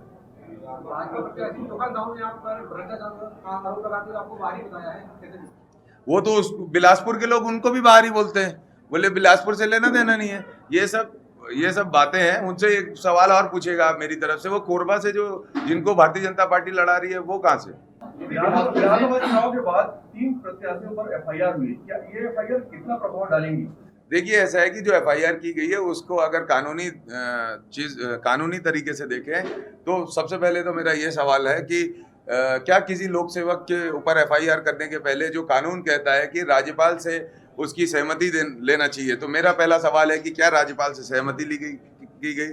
और जो आधार लोक सेवकों पर FIR करने का था वो आधार में क्या और विधायकों का नाम था क्या जो भारतीय जनता पार्टी में ज्वाइन कर गए? जो भारतीय जनता पार्टी में ज्वाइन कर गए, चिंतामणि महाराज, उनको लोकसभा उनको वॉशिंग मशीन में डाल के क्लीन कर दिया, लोकसभा का प्रत्याशी बना दिया और जिसको डराना था दबाना था उसके ऊपर FIR कर दिया। जनता सब जानती है। और ये ये ईडी और ये सब के लड़ाई में बहुत समय से लड़ रहा हूँ और कभी हेठा नहीं खाया हूँ। मैं आपको बता रहा हूँ, मैं स्पष्ट रूप से लड़ाई लड़ रहे हैं और कहीं हम हमारे संविधान पे विश्वास करते हैं, लोकतंत्र पे विश्वास करते हैं, न्यायपालिका पे विश्वास करते हैं और मजबूती से खड़े हुए हैं। यदि बिलासपुर से सांसद चुने जाते हैं आप, तो बिलासपुर का सांसद रहना पसंद करेंगे या भिलाई के विधायक? इस बात को मैंने पहले ही स्पष्ट किया है। पार्टी ने मुझे लोकसभा चुनाव लड़ाया है और लोकसभा चुनाव बिलासपुर की जनता जिताकर भेजेगी, मुझे पूरा विश्वास है और मैं लोकसभा में बिलासपुर की आवाज़ बनूंगा और पूरे देश में बिलासपुर को हम लोग सर्वोच्च स्थान पे पहुंचाना, न्यायधानी के लोगों के साथ न्याय हो और देश के अंदर नंबर 1 लोकसभा अगर कोई बने तो बिलासपुर बने, ये हमारी प्राथमिकता है। उत्तर प्रदेश के बिजनौर में आजाद समाज पार्टी के अध्यक्ष और नगीना लोकसभा सीट के प्रत्याशी चंद्रशेखर आजाद ने महासम्मेलन में कहा कि लोकतंत्र खतरे में है। उत्तर प्रदेश के जनपद बिजनौर के नजीबाबाद में हुए सम्मेलन में आजाद समाज पार्टी के प्रत्याशी चंद्रशेखर आजाद शामिल हुए, जहां उन्होंने लोगों को संबोधित करते हुए उनकी पार्टी की तारीफ की। चंद्रशेखर आजाद ने कहा कि इस समय लोकतंत्र खतरे में है। उन्होंने क्षेत्रवासियों से देश के लोकतंत्र और संविधान की रक्षा के लिए आजाद समाज पार्टी को मजबूत करने का आह्वान भी किया। देखिए, आपने महासम्मेलन को देख लिया होगा, वाल्मीकि समाज ने पूरे समाज ने इस बार पूरा ठान लिया है भाई चंद्रशेखर आजाद जी को नगीना जिताना है। देखिए, वाल्मीकि समाज अब जाग चुका है। अब बीजेपी के जुमले में वाल्मीकि समाज फंसने वाला नहीं है। जो जितनी भी जो बीजेपी है, जितनी भी सारे अपने नियम निकाल रही है, तो ये वाल्मीकि समाज के सारे जितने भी हैं, एक भी ऐसा कोई नियम नहीं निकाला जिससे वाल्मीकि समाज का कुछ उद्धार हो। और ठेके की प्रथा और ला दी है। जो एक नौकरी थी, उस नौकरी से वाल्मीकि समाज अपने बच्चों को पढ़ा रहा था, लिखा रहा था, IAS ऑफिसर DM तक बन रहे थे बच्चे। लोकसभा का चुनाव जो है नगीना में आजाद समाज पार्टी लड़ रही और हमारे नेता हिमांशु वाल्मीकि जी के नेतृत्व में यहाँ वाल्मीकि समाज ने इस बार लोकसभा चुनाव में आजाद समाज पार्टी के प्रत्याशी चंद्रशेखर आजाद को खेतले के चुनाव निशान पर समर्थन दिया है कि वो चाहते हैं कि चंद्रशेखर यहाँ से चुनाव जीत के जाए। और ये बात उन्होंने पूरे समाज से बातचीत करके तय करके कहा कि हम ये चाहते हैं कि इस बार हमारा MP ऐसा हो जो पार्लियामेंट में जाकर हमारे हितों की रक्षा करे। और बहुत सारे से बुनियादी मुद्दे हैं, जैसे ठेकेदारी, जैसे PF का पैसा ना मिलना, ESI का पैसा ना मिलना, जिस तरह से जो है सिवर में मौत होती है उसके लिए सरकार का उसके बाद कोई इंतजाम नहीं है। उसके साथ साथ 7,000, 8,000, 5,000, 11,000 रुपए में मजबूरी में संविदा पे ठेकेदारी पे काम करना पड़ता है। ये सब चीजों पे रोकथाम लगे और समान काम समान वेतन जारी हो और जो सुख सुविधा अन्य कर्मचारियों को मिलती है उसका लाभ भी जो है सफाई कर्मचारियों को मिले। इसके लिए बहुत सारे जो उनके साथ वो थे विषय, उन पर भी हमने विश्वास दिलाया कि हम पार्लियामेंट में इन सब चीजों को उठाने काम करेंगे। गुजरात के वडोदरा में इंडिया गठबंधन के लोकसभा प्रत्याशी जसपाल सिंह पढ़ियार के साथ आम आदमी पार्टी और कांग्रेस के नेता और कार्यकर्ताओं की बैठक आयोजित की गई। केंद्र की भाजपा सरकार के खिलाफ इस बार विपक्षी दल एकजुट होकर चुनाव लड़ रहे हैं। इसी के तहत गुजरात में कांग्रेस और आम आदमी पार्टी मिलकर चुनाव लड़ रहे हैं। इसी के तहत वडोदरा के कांग्रेस प्रत्याशी जसपाल सिंह पढ़ियार की आम आदमी पार्टी के नेताओं के साथ मीटिंग आयोजित की गई, जिसमें वडोदरा कांग्रेस अध्यक्ष ऋत्विज जोशी, आप अध्यक्ष अशोक ओझा, कांग्रेस के वडोदरा लोकसभा प्रभारी चंद्रकांत श्रीवास्तव, आम आदमी पार्टी के मीडिया प्रवक्ता भाविन परीख उपस्थित रहे। आज हम लोग यहाँ आम आदमी पार्टी और कांग्रेस की जो गठबंधन की सरकार है, इंडियन अलायंस, उसकी एक आंतरिक मीटिंग बुलाकर हम लोगों ने आज एक रणनीति तय करनी है और हमारे जहाँ जहाँ हमें आम आदमी पार्टी को सीटें मिली है वहाँ कांग्रेस ने हमें पूरा सहकार दिया है। और उसी तरह से आज बड़ौदा की सीट पर जसपाल सिंह जी को जो सीट मिली है, जो उनको टिकट दी गई है, उसमें हम आम आदमी पार्टी के सारे कार्यकर, सारे पदाधिकारी एक होकर और कांग्रेस के गठबंधन को इतना टेका देंगे, इतनी हिम्मत देंगे और उनके साथ हमेशा रह के और बड़ौदा की सांसद सीट जसपाल सिंह द्वारा दिल्ली में पहुंचेगी, ये हमारा वादा है। आज यहाँ पर आम आदमी पार्टी के सभी ऑफिस बेरर्स, आगेवान यहाँ पे इकट्ठा है और उन्होंने कांग्रेस के हमारे कैंडिडेट, जो हमारा गठबंधन का कैंडिडेट है, इंडिया गठबंधन का कैंडिडेट है जसपाल सिंह पढ़ियार, और हम लोग यहाँ पे आज आए हैं जिस तरह से पूरे देश में इंडिया गठबंधन में कांग्रेस पार्टी के साथ आम आदमी पार्टी हो, चाहे शिवसेना हो, चाहे समाजवादी पार्टी हो, अलग अलग पार्टियां जो साथ मिलकर चुनाव लड़ रहे हैं, उसके भागरूप वडोदरा में भी आप देख सकते हैं कि आम आदमी पार्टी ने यहाँ पे जो हमारा इंडिया गठबंधन का जो उम्मीदवार है जसपाल सिंह पटियार, उनका प्रचार प्रसार आज से उन्होंने शुरू किया है और आज यहाँ पे उन्होंने बहुत ही एक अच्छी मीटिंग का आयोजन किया है जिसमें आम आदमी पार्टी के अध्यक्ष है, एक्स कॉर्पोरेटर अतुल भाई है और वीरेन रामी एक्स कॉर्पोरेटर, वो भी सब और ऑफिस बेरर्स जो आम आदमी पार्टी के वो सब यहाँ पे उपस्थित है।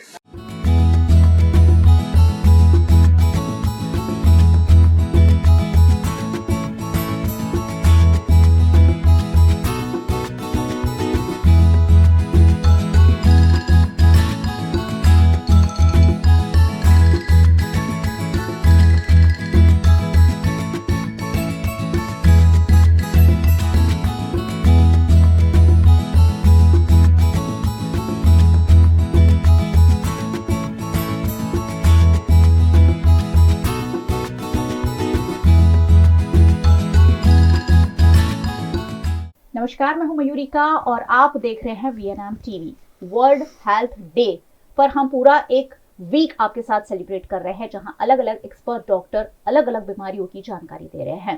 पहले छोटी छोटी बीमारियां जितनी आम थी उतनी ही अब बड़ी बड़ी बीमारियां भी आम हो गई है। डायबिटीज और ब्लड प्रेशर तो अब बहुत कॉमन हो गए हैं, लेकिन कैंसर, हार्ट अटैक जैसी बड़ी बीमारियां भी अब बहुत सारे लोगों को हो रही है और ऐसे में अवेयरनेस बहुत ज्यादा जरूरी है। साथ ही कैसे होती है, सिम्टम्स क्या होते हैं, उसका ट्रीटमेंट क्या होता है, अगर आपको कुछ हो रहा है तो उसका इलाज कैसे कराना चाहिए, ये सारी जानकारी भी आप तक पहुंचाना हम बहुत जरूरी समझते हैं। इसलिए 25 सालों से वीएनएम हमेशा ही आपकी हेल्थ को तवज्जो देता आया है। वर्ल्ड हेल्थ डे की ये सीरीज भी खास इसीलिए डिजाइन की गई है कि आप अलग अलग बीमारियों की जानकारी घर बैठे प्राप्त कर सके। आज उसी कड़ी में एक और टॉपिक हम जोड़ने जा रहे हैं, कैंसर। कैंसर को लेकर पहले बहुत सारा डर लोगों के मन में था, लेकिन अब आधुनिक मेडिकल साइंस के पास बहुत सारी ट्रीटमेंट है, अलग अलग कैंसर के लिए अलग अलग इलाज है और ऐसे में कैंसर भी अब क्योरेबल हो गया है। आज हमारे साथ जुड़े हैं वडोदरा के consultant oncologist doctor Kartikeya Jain. Sir, बहुत बहुत स्वागत है आपका। नमस्कार, थैंक यू। दीवा मल्टी स्पेशलिटी हॉस्पिटल को बिलोंग करते हैं डॉक्टर कार्तिकेय जैन और वीएनएम पर अक्सर हम उन्हें देखते हैं और आज उनके साथ हम बात करेंगे कैंसर के बारे में। सबसे पहले मैं उनसे पूछना चाहूंगी, सर, कैंसर की स्क्रीनिंग क्या होती है, कौन से कैंसर में की जाती है और कैसे की जाती है? कैंसर स्क्रीनिंग जो है उसमें जैसे मान लो कैंसर के लक्षण नहीं आए हैं तो उस पर्सन में अगर हम कोई भी एग्जामिनेशन करते हैं, जैसे कि ब्लड का एग्जामिनेशन करें या खुद उसको एग्जामिन करें, तो वो जो चीज़ हम प्रक्रिया कर रहे हैं दैट इज स्क्रीनिंग। जब भी जैसे मान लो कैंसर के लक्षण आ गए हैं, मान लो कैंसर के लक्षण आ गए हैं तो ये है कि डिजीज़ उसमें आ गई है, तो उसमें क्या है कि हम पहले जैसे बायोप्सी एफएनएसी करते हैं, फिर उसका स्कैन करते हैं और फिर उसका ट्रीटमेंट करते हैं। लेकिन वो तो जब बीमारी आ गई है, लेकिन उसके लक्षण आने से पहले अगर हम कुछ भी एग्जामिनेशन या ब्लड टेस्ट करें तो वो हमारी प्रक्रिया स्क्रीनिंग कहलाती है। स्क्रीनिंग बहुत ज़्यादा इम्पोर्टेंट है आज के टाइम में। स्क्रीनिंग से ये है कि हमारे को ये फ़ायदा है कि हम कैंसर्स को अर्ली स्टेज में पकड़ सकते हैं। अर्ली स्टेज में अगर पकड़ लेंगे तो उससे क्या है कि हमारा ट्रीटमेंट आगे आसान हो जाएगा। उसकी जो मॉर्बिडिटी है पेशेंट की या मोर्टेलिटी है, मरण है, उसके शक्यता जो है उसकी वो कम से कम हो जाएगी और रिस्पॉन्स भी अच्छा आएगा। रेडियोथेरेपी के कम सेशंस लेने पड़ेंगे, कीमोथेरेपी की कम सेशंस लेने पड़ेंगे। तो ये सब फायदे स्क्रीनिंग के हैं। अब स्क्रीनिंग किन कैंसर्स में कर सकते हैं? हम ब्रेस्ट कैंसर में कर सकते हैं। जैसे ब्रेस्ट कैंसर में 40 से ज़्यादा की उम्र में एक मेमोग्राफी का सिंपल टेस्ट होता है जिसमें कि ब्रेस्ट का फोटो लेते हैं और मेमोग्राफी उसको बोलते हैं। तो वो हर साल जैसे करना होता है। हाई रिस्क वुमेन में भी, जैसे हाई रिस्क वुमेन क्या होती हैं? हाई रिस्क वुमेन वो होती है जिनकी फैमिली हिस्ट्री में ब्रेस्ट कैंसर है या उनको कभी चेस्ट में रेडिएशन वगैरह लगा है, तो उनमें भी ये जरूरी है। तो उनमें क्या है, उनमें एक MRI का टेस्ट और जुड़ जाता है मेमोग्राफी के साथ। इसके अलावा सेल्फ ब्रेस्ट एग्जामिनेशन भी करना पड़ता है उससे भी पता लगता है। इसके अलावा डॉक्टर भी एग्जामिन करता है। तो ये जो 4 चीज हैं, इससे हम स्क्रीनिंग कर सकते हैं और ब्रेस्ट कैंसर को पकड़ सकते हैं। फिर दूसरा जैसे सर्विक्स कैंसर है, यूट्रस के मुख का जो कैंसर होता है उसको हम सर्विक्स कैंसर बोलते हैं। तो सर्विक्स कैंसर जो होता है उसमें हम वहाँ से ब्रश से पानी ले लेते हैं और उसकी जांच करते हैं, उसको बोलते हैं हम pap smear. Pap smear simple जांच है। इसके अलावा एक ब्लड से HPV DNA की टेस्टिंग भी कर सकते हैं, तो उससे भी हम इसका स्क्रीनिंग कर सकते हैं सर्विक्स कैंसर का। फिर दूसरा जैसे लंग कैंसर है, लंग कैंसर में जैसे जो ज़्यादा बीड़ी सिगरेट पीते हैं या उम्र ज़्यादा है उन लोगों में ये स्क्रीनिंग कर सकते हैं। उसमें लो डोज CT स्कैन करके आता है, उससे हम स्क्रीनिंग कर सकते हैं। जैसे और एक कोलोन कैंसर है जैसे, जिसमें कि मोटी आंतड़ का कैंसर जिसको बोलते हैं, तो उसमें हम सिंपल संडास के रास्ते दूरबीन की जांच बोलते हैं, जिसको कोलोनोस्कोपी बोलते हैं, उससे करके और उससे स्क्रीनिंग कर सकते हैं। फिर लास्ट वाला जैसे प्रोस्टेट कैंसर है, वो भी काफ़ी कॉमन है, वो ज़्यादातर बूढ़े मेल्स में होता है। तो प्रोस्टेट कैंसर में सिंपल ब्लड का टेस्ट जिसको बोलते हैं प्रोस्टेट स्पेसिफिक एंटीजन PSA का टेस्ट, वो कर सकते हैं। या संडास के रास्ते उंगली की जो है एग्जामिनेशन कर सकते हैं, उसको डिजिटल रेक्टल एग्जामिनेशन बोलते हैं, तो उससे हम स्क्रीनिंग कर सकते हैं। तो ये 5 जो कैंसर्स हैं, 4-5 कैंसर्स हैं, इनमें स्क्रीनिंग जो है वैलिडेटेड है और स्क्रीनिंग में ये मेजर्स हम कर सकते हैं और इससे हम बचाव कर सकते हैं। यानी बीमारी से पहले कैंसर डिटेक्ट करने के अलग अलग तरीके हैं, जिसके बारे में डॉक्टर जैन हमें बता रहे हैं। कैंसर अब बहुत ज़्यादा बढ़ता जा रहा है। आप आपके आसपास भी सुनते होंगे लोगों को कि इसको कैंसर है, ये कैंसर है, वो कैंसर है। सर, कैंसर के बढ़ते मामलों की वजह क्या मानते हैं आप? हाँ, जैसे आपने बोला कि कैंसर अभी हर घर में एक कैंसर पेशेंट आपको मिल जाएगा, तो हम देख रहे हैं कि कैंसर इतना फास्ट रेट से बढ़ रहा है और ये लगभग जैसे हार्ट के जो डिजीज़ेज़ हैं उसके लगभग सेकंड नंबर पे जो है कैंसर की डिजीजेज आती हैं आजकल। वो हो सकता है धीरे धीरे के फर्स्ट नंबर पे भी आ जाए। तो उनके कारण मेन यही है कि हमको रिस्क फैक्टर्स हमको पता होने चाहिए। रिस्क फैक्टर्स क्या हैं, उनसे अगर हम बचाव करेंगे तो हम इससे बीमारी से बच सकते हैं। तो मोस्ट कॉमन रिस्क फैक्टर हम जानते हैं कि टोबैको है। टोबैको या तो स्मोक के फॉर्म में लिया जा सकता है, जैसे कि सिगरेट है, बीड़ी है, चिलम है, सिगार है, या फिर स्मोकलेस वाला। स्मोकलेस वाले में जैसे हम नॉर्मल भाषा में बोलते हैं खैनी या जर्दा या विमल जैसे बोलते हैं, या फिर चिकनी पड़ी थी जैसे गुजराती में बोलते हैं। तो इस तरह की जो चीज़ें हैं स्मोकलेस वाली, तो इनसे हमारा कैंसर होता है। इनसे बचें तो हमारा कैंसर से बच सकते हैं। इसके अलावा शराब भी है। शराब भी अगर कोई क्रोनिक लेता है, लंबे टाइम तक लेता है, तो उससे भी कैंसर हो सकते हैं, तो उससे भी बचाव रखना है। फिर दूसरी बात, लाइफस्टाइल बहुत ज़्यादा इंपॉर्टेंट है आज की। रहन सहन जो है हमारा, ज़्यादातर इलेक्ट्रॉनिक गैजेट्स की वजह से हमारा रहन सहन बिल्कुल भी हम एक्टिव नहीं है। तो एक्टिव रहना बहुत ज़रूरी है, फिट रहना बहुत ज़रूरी है। पानी ज़्यादा से ज़्यादा पिएं और फ्रूट्स वेजिटेबल्स ज़्यादा लें। स्ट्रेस नहीं रखें, पॉजिटिव थिंकिंग रखें। तो ये सब करके मोटापा नहीं रखें। तो ये सब चीज़ें जो लाइफस्टाइल की हैं, ये हमारे अगर हम अपनाएंगे तो उससे हमारा बचाव हो सकता है।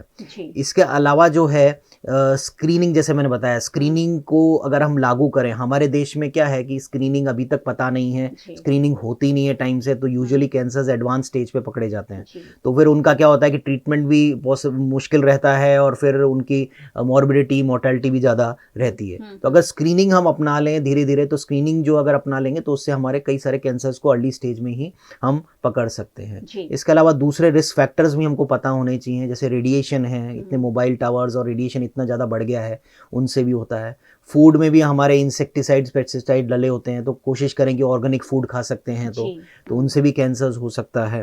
ठीक है। इसके अलावा कुछ जंतु हैं जैसे HIV, HBS, AG, HCV, उनसे भी कुछ कैंसर्स हो सकते हैं, तो उनसे भी बचाव रखें। कैसे बचाव रखना है, और फिर जो है जैसे सनलाइट से भी हो सकता है, तो उससे भी सनस्क्रीन्स यूज़ करके बचाव कर सकते हैं। तो ये सब चीज़ें हैं जिनसे कि हम बचाव करेंगे तो हम कैंसर्स का मतलब रोक सकते हैं। इसके अलावा जैसे मान लो कोई फैमिली हिस्ट्री है कि घर में अगर चलता आ रहा है, तो उसमें भी जो है आप डॉक्टर से मिल सकते हैं पेशेंट के साथ, और डॉक्टर जो है आपको समझाएगा कि भाई आपको कैसे कुछ टेस्ट अगर कुछ कर सकते हैं, जिससे कि ये पता लग जाए कि भाई आप में कितना रिस्क है या पेशेंट में वापस आने का कितना रिस्क है। तो वो टेस्ट अगर अपन कर लें तो पहले से अगर मेजर्स ले लेंगे, जैसे कि ब्रेस्ट कैंसर की फैमिली हिस्ट्री है कि भाई एक मदर को है तो उनकी बेटियों को होने या उनकी सिस्टर को होने का बहुत चांस रहता है। तो अगर जैसे BRCA1, BRCA2 म्यूटेशन स्टडीज आ गए हैं, तो वो भी टेस्ट पहले से करके हम पता लगा सकते हैं कि कितना रिस्क उनमें है, तो उससे पहले ही वो मेजर्स ले सकते हैं। तो ये भी अगर ये सब चीज़ें अगर अपनाएंगे तो हम काफ़ी मतलब कैंसर से बच सकते हैं। बिल्कुल सही बात है। बैड हैबिट्स के साथ साथ हमारी जो लाइफस्टाइल बिगड़ती जा रही है वो भी कहीं ना कहीं हमें बीमारियों की ओर ले जाती हैं, और वो बीमारी कैंसर भी हो सकती है, और इसलिए बचाव और जानकारी बहुत ज़्यादा ज़रूरी है। फीमेल्स को भी अब ब्रेस्ट कैंसर और सर्विकल कैंसर जैसी कैंसर का बहुत बड़े पैमाने पर सामना करना पड़ रहा है। सर, कैसे बचा जा सकता है? हाँ, पहले जैसे ब्रेस्ट कैंसर है, ब्रेस्ट कैंसर जाने तो अपन मोस्ट कॉमन कैंसर है फीमेल्स में, इंडिया में भी देखा जाए और वर्ल्ड में भी देखा जाए तो मोस्ट कॉमन कैंसर नंबर में भी है, और इससे ज़्यादा सबसे ज़्यादा मौतें इसी से होती हैं। सर्विक्स कैंसर नंबर 2 है इंडिया पे, और उसमें नंबर में भी और मोर्टेलिटी में भी सर्विक्स कैंसर है। तो ब्रेस्ट कैंसर सबसे पहले हमको ये जैसे मिडिल एज से लेकर ओल्ड एज तक वो ब्रेस्ट कैंसर हो सकता है। रिस्क फैक्टर्स हमको पता होने चाहिए कि रिस्क फैक्टर्स कौन से हैं ब्रेस्ट कैंसर के।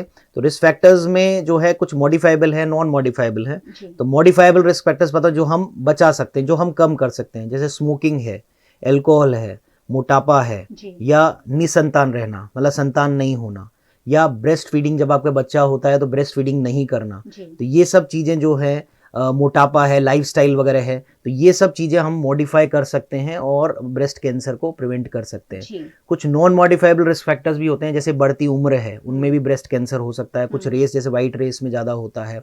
इसके अलावा अर्ली मेंसेस आते हैं या लेट मेंसेस जाते हैं, मीनोपॉज लेट आता है, तो उनमें भी ब्रेस्ट कैंसर ज़्यादा हो सकता है।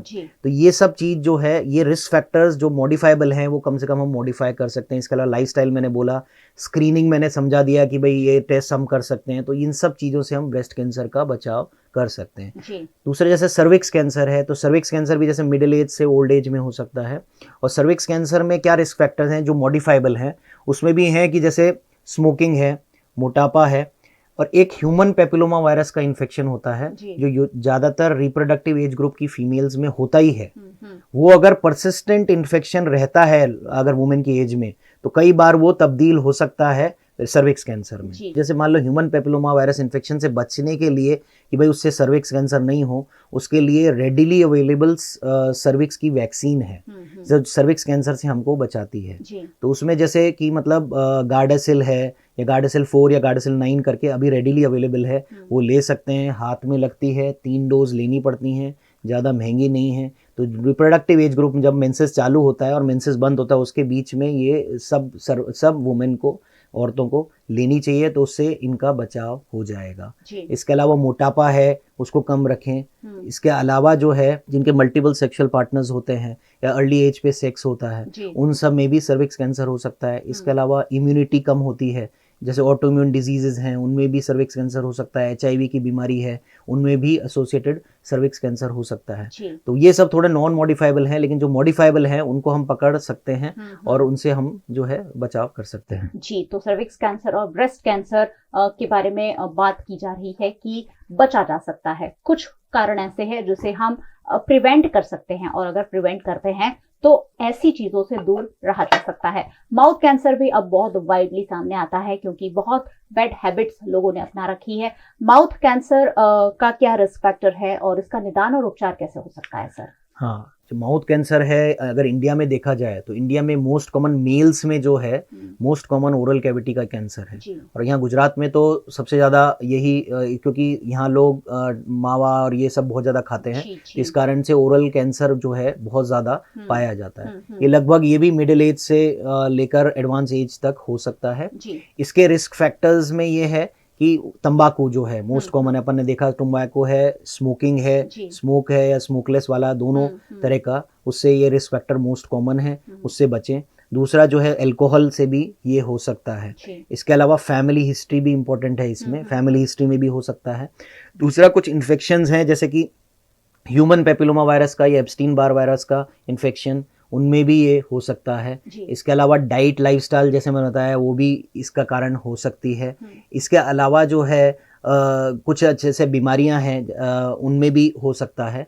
इसके अलावा जो है कि जैसे ऑक्यूपेशनल है, ऑक्यूपेशनल में जैसे कुछ लोग डाइज इंडस्ट्री में काम करते हैं, एस्बेस्टस इंडस्ट्री में काम करते हैं, तो उनमें भी ये ओरल कैंसर हो सकता है। तो ये रिस्क फैक्टर्स हैं, तो इनसे हमको बचना है। कैसे प्रेजेंट करता है कि जैसे मुंह में छाला वगैरह हो सकता है जो कि धीरे धीरे करके बढ़ सकता है। साइज में बढ़ जाएगा तो उससे ब्लीडिंग भी हो सकती है, दर्द वगैरह भी हो सकता है। ज़्यादा बढ़ जाएगा तो खाना निगलने में दिक्कत हो सकती है, सांस लेने में दिक्कत हो सकती है, कान में दर्द हो सकता है, बोलने में दिक्कत हो सकती है। जी, जी। इसके अलावा यहाँ जैसे अगर मान लो मुंह के अलावा यहाँ गले में गांठ भी हो सकती है, गांठ जिसको लिम्फ नोड्स बोलते हैं वो भी बढ़ सकते हैं। तो ये सब प्रेजेंटेशन रहता है ओरल कैंसर का। जी। हमको निदान कैसे कर सकते हैं कि जैसे मान लो गले में गांठ है तो उससे सुई की जांच कर सकते हैं, जिसको FNAC की जांच बोलते हैं, पानी ले सकते हैं और जांच कर सकते हैं, या फिर छाला अंदर है तो उसका टुकड़ा ले सकते हैं और बायोप्सी जिसे बोलते हैं, तो वो लेके हम डायग्नोसिस कर सकते हैं। कुछ पीछे के मुंह के पीछे के कैंसर्स में ह्यूमन पेपिलोमा वायरस भी देख सकते हैं, उससे भी अपन जांच कर सकते हैं। बाकी कैंसर कितना फैला है उसके देखने के लिए हम CT स्कैन कर सकते हैं, MRI कर सकते हैं या PET CT स्कैन कर सकते हैं, तो उससे हमको स्टेज पता लग जाएगी। स्टेज पता लग जाएगी तो ट्रीटमेंट कैसे करना है, ट्रीटमेंट में हम ये सब चीज़ें देखते हैं जब भी ट्रीटमेंट डिसाइड करना होता है कि पेशेंट की एज कितनी है, उसका स्टेज कितना है, वो कितनी फैली है, उसको और बीमारियां कौन सी हैं दूसरी जो हैं, वो खाना पीना कितना कर पा रहा है, कितना चल फिर पा रहा है, कितना एक्टिव है, तो उस हिसाब से हम ट्रीटमेंट डिसाइड करते हैं। जैसे स्टेज 1 स्टेज 2 अर्ली स्टेज है, उसमें ऑपरेशन कर सकते हैं। स्टेज 3 में सेक और कीमो का कॉम्बिनेशन दे सकते हैं। स्टेज 4 क्योंकि फैल गई है तो उसके लिए कीमोथेरेपी, इम्यूनोथेरेपी या टारगेटेड थेरेपी आजकल आ गई हैं, तो वो दे के हम उसको कंट्रोल में कर सकते हैं। और इसमें यह है कि दूसरी जैसे स्पीच थेरेपी भी है, स्वेलोइंग थेरेपी है, फिजियोथेरेपी है, ये भी सब आजकल यूज़ होती है ट्रीटमेंट में। तो इस तरह से हम इसका ट्रीटमेंट कर सकते हैं। चलिए, बात हो रही है अलग अलग तरीके के कैंसर की, और अब मैं मुद्दा उठाती हूँ लंग कैंसर का, क्योंकि लंग कैंसर भी अब बहुत कॉमनली देखा जाता है। इसके रिस्क फैक्टर कौन कौन सी एज में होता है और इससे कैसे बचा जाए सर? लंग कैंसर भी लगभग अगर देखा जाए तो वर्ल्ड में अगर देखा जाए तो वर्ल्ड में मोस्ट कॉमन कैंसर है लंग कैंसर मेल्स में, और उसमें यह है कि सबसे ज़्यादा नंबर भी है और मोर्टेलिटी भी उससे ज़्यादा होती है लंग कैंसर में। तो लंग कैंसर में एज जो है आजकल क्या है, मिडिल एज से ही चालू होके ओल्ड एज तक ये कैंसर हो सकता है। तो इसके जो रिस्क फैक्टर्स हैं, मोस्ट कॉमन तो वही स्मोकिंग है जिसके कारण हो सकता है। दूसरा जो है कुछ मतलब ऑक्यूपेशन है, ऑक्यूपेशन मतलब जो लोग काम करते हैं कि एस्बेस्टस फैक्ट्री में या सिलिकॉन या कैडमियम या रेडोन फैक्ट्रीज में काम कर सकते हैं, उनमें ये लंग कैंसर हो सकता है। दूसरा जो है कुछ बीमारियां हैं जैसे कि फेफड़े की बीमारी है, जैसे COPD है या पल्मोनरी फाइब्रोसिस है, उन लोगों में ये कैंसर हो सकता है। इसके अलावा फैमिली हिस्ट्री में हो सकता है। इसके अलावा डाइट इंपॉर्टेंट है, डाइट अगर ख़राब है, लाइफस्टाइल ख़राब है तो उसमें भी ये कैंसर हो सकता है। तो ये हमारे रिस्क फैक्टर्स हैं। और इससे बचने का ये है कि बचाव ऐसे कर सकते हैं कि रिस्क फैक्टर से बचें।